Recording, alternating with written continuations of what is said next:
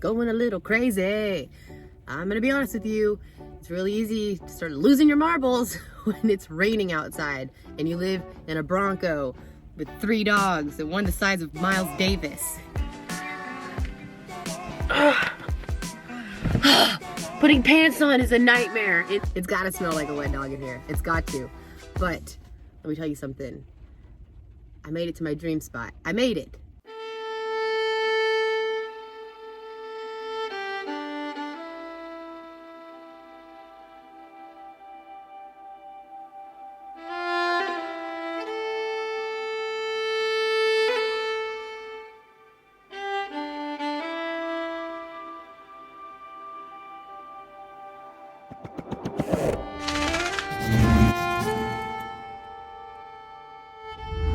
And I thought I'd kind of tell the story of how I got here, because I can't believe the time's finally come, and I powered through all these, all the rainy days, you know, and I made it. So back in July 2018, that's when I lost my house and I bought some cheap motorhome because I was super broke.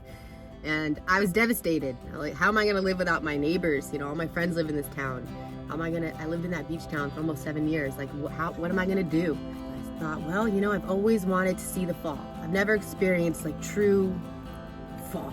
So I bought this really cheap motorhome and I held on to this vision of me traveling across the country, scoping out new places to live that I could afford, and eventually making it across the United States to experience fall at its peak colors. So I hop in this RV, and if you've been here for a while, then you know that, yeah, it didn't run. The RV decided to I couldn't even make it out of the backyard of my house on eviction day. So I had to tow it out of the backyard using my Bronco, and I was stranded in front of the house I was kicked out of for 10 days. Still holding on to this dream of no, I gotta see the fall. We're almost there, you know? And I take it to a property, my brother's friend's house, it's somewhere middle of nowhere, California. And now I'm living in a dirt field, driving to my brother's house to shower. Over 100-degree weather over the summer, trying to get this motorhome to run just so that I can make it to the other side of the country to see those damn fall colors. Yeah, if you've been here for a while, you know that didn't happen. I watched fall come and go.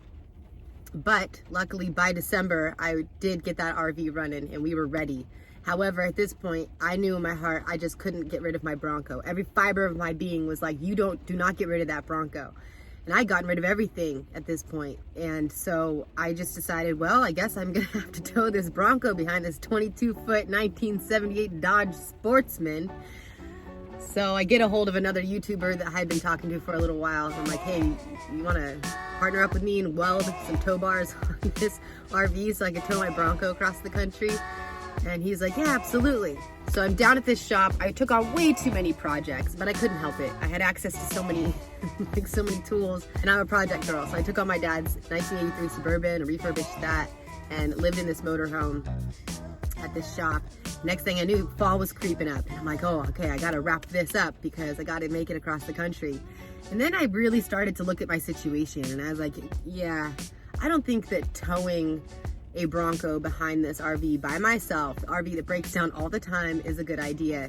I really think that turning the Bronco into a tiny home would be better. So I start tackling this project, and it was a lot. I simultaneously worked on this Bronco and my dad's Suburban, and the next thing I knew, fall had come and gone and I wasn't on the road yet. And I just thought, okay, well, by next year I'll make it.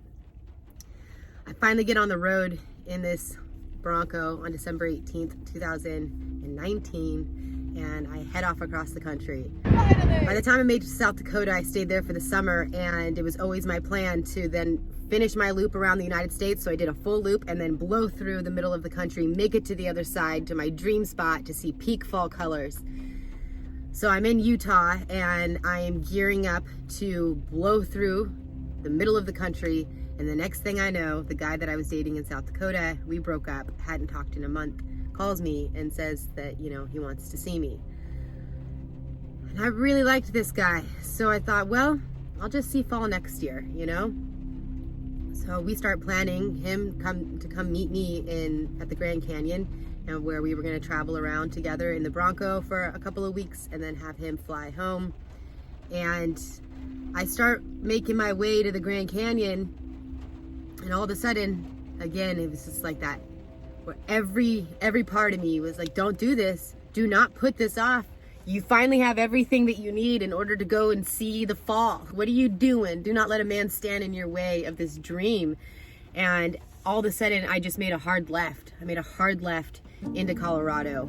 And I sent him a text message and I'm like, I'll explain later, but it's just not gonna work out that we meet up. And I beelined it. I made it to Wisconsin.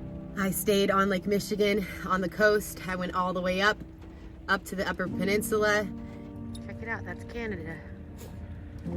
And I finally made it to the Mackinaw Bridge, where I crossed over the bridge and made it to my dream spot to see peak fall colors, the tunnel of trees.